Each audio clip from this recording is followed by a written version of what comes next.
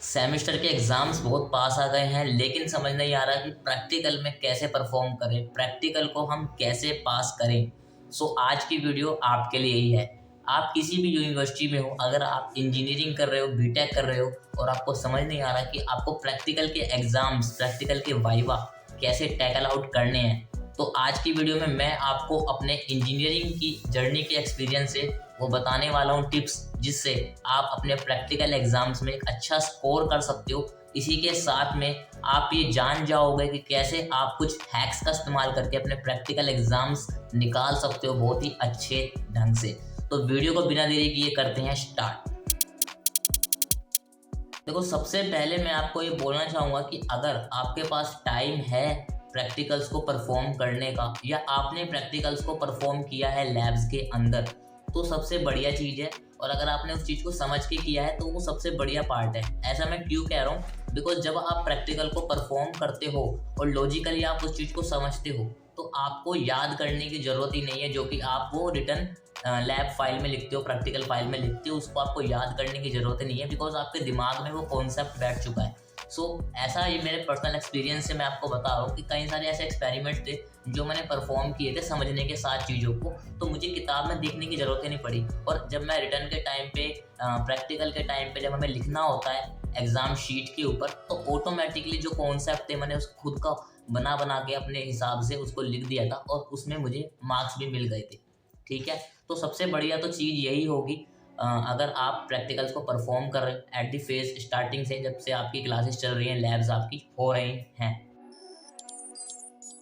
अब उन बच्चों के लिए बताना चाहूँगा जिन्होंने प्रैक्टिकल्स को परफॉर्म नहीं किया है, ना ही उन्हें कोई लैब के एक्सपेरिमेंट्स याद हैं। उनको क्या करना है, सबसे पहले आप अपनी प्रैक्टिकल की फाइल ले लो, या फिर लैब की जो एक बुक होती है जो कि आपके लैब में मिलती है। आपने एक्सपेरिमेंट्स की फ़ोटो ज़रूर ली होगी, लिस्ट ऑफ एक्सपेरिमेंट्स की फ़ोटो ली होगी आपने कॉलेज में। उन लिस्ट ऑफ एक्सपेरिमेंट्स को फ़ोन में निकालो, एक फ़ोटो पे निकालो, और आप इंटरनेट के ऊपर, यूट्यूब के ऊपर आज के टाइम पे काफ़ी सारे सब्जेक्ट्स के एक्सपेरिमेंट्स मिल जाते हैं। आप वन बाय वन उनका जो एम होता है उसको लिख कर यूट्यूब के ऊपर सर्च मार सकते हो उस एक्सपेरिमेंट को। अगर आपको वो यूट्यूब के ऊपर एक्सपेरिमेंट मिल जाता है तो उसको अच्छे से देखो, समझो। आपको रट्टा मारने की ज़रूरत नहीं है, रट्टा मारने की बिल्कुल भी ज़रूरत नहीं होती प्रैक्टिकल में। तो आपको सिर्फ एक्सपेरिमेंट को समझना है कि वो एक्सपेरिमेंट में बोला क्या गया है, हमें परफॉर्म क्या करना है, और हम एट द एंड रिजल्ट हमें क्या निकालना है, और हम उस पर प्रैक्टिकल को कैसे परफॉर्म कर रहे हैं। थोड़ा बहुत अगर आप उस चीज़ में गलत भी कर दे तो कोई नहीं, बट आपको एक फंडा पता होना चाहिए। जब हमारा प्रैक्टिकल का एग्ज़ाम होता है उस टाइम पे जब आपको परफॉर्म करने के लिए दी जाती हैं चीज़ें, तो हर टाइम उनका आपके ऊपर ध्यान नहीं होता है। काफ़ी सारे बच्चे होते हैं जो कि परफॉर्म कर रहे होते हैं, तो अगर एक्सटर्नल भी आता है आपका कॉलेज के अंदर, तो वो भी इस चीज़ को इतना नहीं देखता है कि हर एक सेकंड या हर एक मिनट वो बच्चे पे ध्यान देगा कि आपने परफॉर्म कर लिया है, या हर एक बच्चे पे पूरी प्रैक्टिकल्स के दौरान नज़र रखी जाती है। ऐसा बिल्कुल भी नहीं होता है। वो जस्ट देखेगा कि हाँ, आप परफॉर्म कर रहे हो, कुछ ना कुछ कर रहे हो, और आप अपनी एग्जाम शीट में कुछ डाटा लिख रहे हो। उसको अगर दूर से इतना ही दिख रहा है तो वो उसको पता नहीं होगा कि आप सही कर रहे हो, गलत कर रहे हो। तो बेसिकली आपको आपका फंडा क्लियर होना चाहिए। आपको जस्ट ये देख लेना है कि ये एक्सपेरिमेंट होता कैसे है, क्या क्या इक्विपमेंट्स लगते हैं इस एक्सपेरिमेंट को करने में। तो अगर आप इतना भी कर लेते हो तो आप उस चीज़ को मैनेज कर लोगे एट प्रैक्टिकल एग्जाम। ठीक है, इसके साथ में एक और चीज़ आपको करनी है, एक्सपेरिमेंट्स को समझने के साथ साथ यूट्यूब पे या गूगल पे जब आप देखोगे तो उसके साथ साथ आपको इम्पोर्टेंट वाइवा के क्वेश्चंस, अगर आप गूगल पे सर्च आउट करोगे एक्सपेरिमेंट्स वाइवा क्वेश्चंस, तो जैसे मैंने आपको वो वेबसाइट बताई थी नोट्स हब, वहाँ पे आपको प्रैक्टिकल के इंपॉर्टेंट क्वेश्चंस भी मिल जाएंगे। या और भी वेबसाइट हैं जहाँ पे आपको वाइवा से रिलेटेड, या यूट्यूब पे कई सारी वीडियोज ऐसी मिल जाएंगी जो वाइवा से रिलेटेड सब्जेक्ट होते हैं, उसके रिलेटेड में आपको क्वेश्चन आंसर्स मिल जाएंगे। मल्टीपल चॉइस क्वेश्चंस मिल जाते हैं, काफ़ी सारे वन वर्ड आंसर्स क्वेश्चंस मिल जाते हैं। वो आप रीड आउट कर सकते हो, उस पर्टिकुलर एक्सपेरिमेंट के हिसाब से प्रिपेयर कर सकते हो, और उसको भी अगर आप समझ के करोगे तो वो आपके दिमाग में चीज़ें रहेंगी जिससे आपको वो हेल्प आउट करेंगी। लेकिन अगर आप उसको रट्टा मार लोगे तो फिर वो आपके एग्ज़ाम टाइम पे दिक्कत कर सकती है।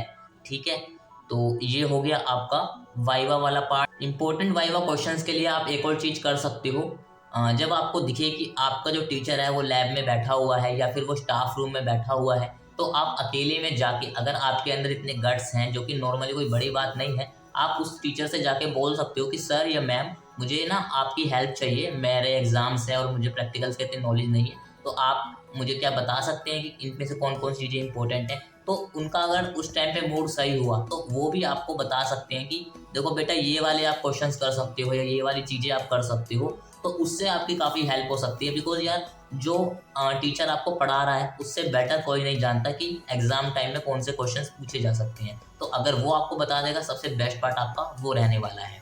तो ये वाला पार्ट हो गया हमारा प्रिपरेशन वाला। अब बात करते हैं एग्ज़ाम वाले दिन हम जब रिटर्न लिखते हैं एग्ज़ाम शीट के ऊपर, तो आपको क्या-क्या चीज़ों का ध्यान रखना होता है। अब सबसे नंबर 1 पर आपको ये है कि जो आप एग्ज़ाम शीट में एम लिखते हो, इक्विपमेंट्स यूज़ लिखते हो, थ्योरी लिखते हो, फर्स्ट पेज पे जो मेन चीज़ होती है वो आपको ढंग से लिखनी है। एग्ज़ाम शीट में मैं आपको एक हैक बताता हूँ, ये खुद जो लैब में हमारे कॉलेज में लैब में असिस्टेंट थे, उन्होंने हमें ये वाली चीज़ सीक्रेट बताया था। वो क्या था? उन्होंने बताया था कि कभी भी आपके जो एग्ज़ाम शीट है वो पूरी चेक नहीं होती है, सिर्फ फर्स्ट पेज और लास्ट पेज को थोड़ा-सा देखा जाता है। जो डायग्राम्स होते हैं वो थोड़े से देखे जाते हैं, डाटा को भी इतना ढंग से चेक नहीं किया जाता है। बिकॉज़ आप खुद ही सोचो, एक इंजीनियरिंग कॉलेज के पर्टिकुलर बैच में 60 बच्चे होते हैं, क्या हर एक की एग्ज़ाम शीट ढंग से चेक होगी? वो सीधा ऊपर से उठा के ऐसे की ऐसी पटक देते हैं, कई जगह तो चेक भी नहीं होती है। मेन आपका क्या होता है, भले ही वो एक्सटर्नल आ रहा हो या इंटरनल आपका प्रैक्टिकल हो, मेन चीज़ होती है वाइवा।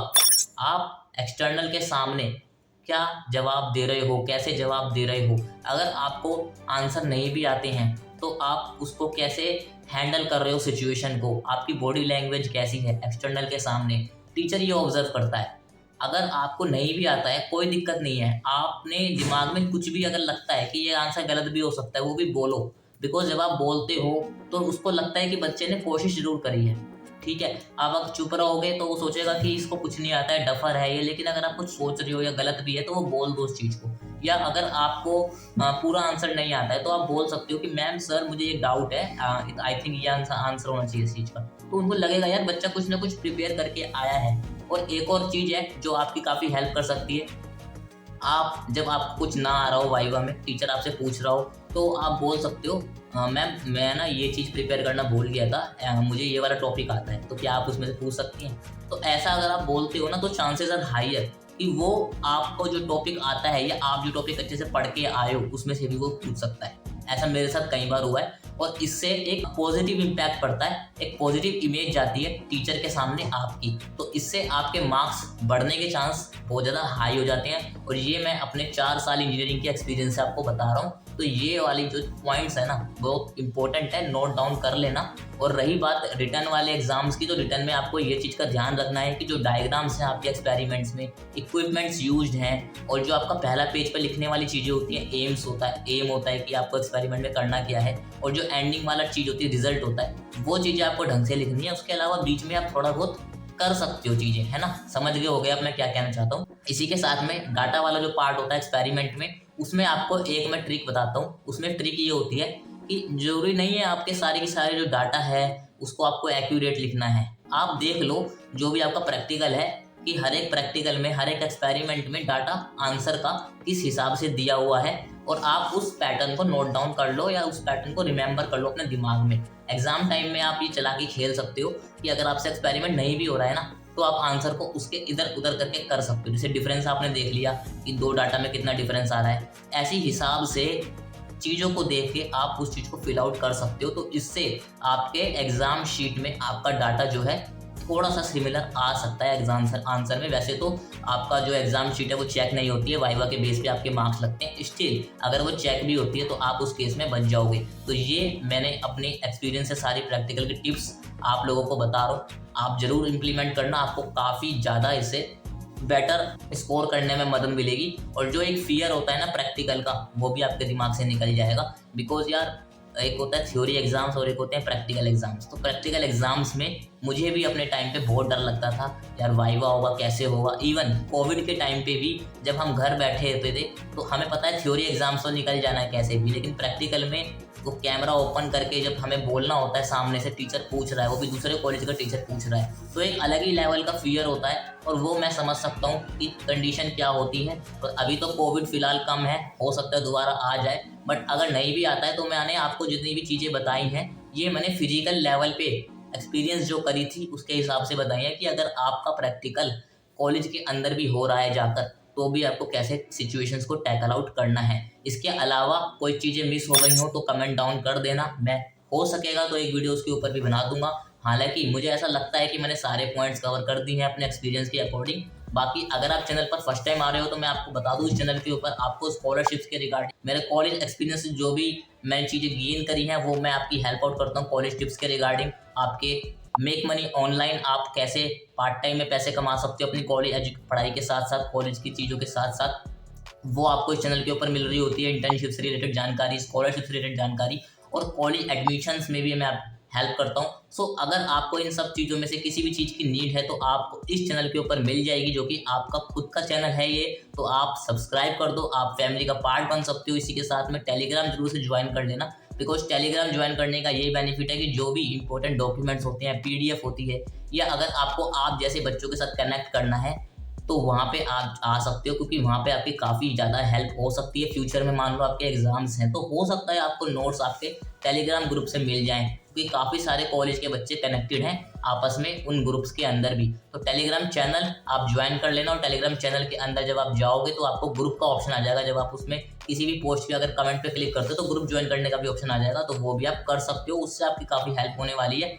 पिंड कमेंट में और डिस्क्रिप्शन में मैं लिंक डाल दूंगा, फटाफट से ज्वाइन कर लेना। चैनल को सब्सक्राइब नहीं किया तो रेड बटन पे क्लिक करके सब्सक्राइब कर देना विद बेल आइकन। और अगर आपने वीडियो अच्छी लगी है, आपको वीडियो समझ आई है, तो एक लाइक का बटन जरूर दबा देना, ताकि मुझे पता चल पाए कि आपको कितनी वीडियो अच्छी लगी है और आपको कितनी अच्छी तरीके से वीडियो समझ आई है, और ये वीडियो आपकी हेल्प कर रही है या नहीं कर रही है। और इसी के साथ में बिल्कुल भी सेल्फिश मत बनना, अपने कॉलेज के बडीज के साथ, क्लासमेट्स के साथ वीडियो को शेयर कर देना। आप प्रैक्टिकल में निकल पाओगे तो उनको भी हेल्प करो इस प्रैक्टिकल के फेज से निकलने में। मिलते हैं इसी के साथ अगली वीडियो में, जब तक के लिए stay smart, take care of yourself, good bye.